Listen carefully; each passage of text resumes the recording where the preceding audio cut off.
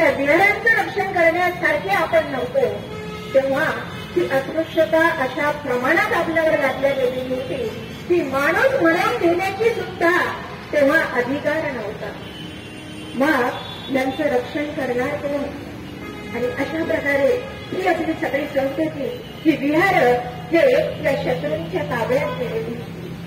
आता आपण थोडेसे शहाणे झालेलो आहोत. आपल्याला बाबासाहेब मिळालेले आहे, आपल्याला धम्म कळलेला आहे, आपल्याला बाबासाहेब कळलेला आहे आणि तो त्या धम्माचा प्रचार प्रसार भिक्षू संघही करतो आहे. आपण त्यांच्याही सानिध्यात राहतो आहे.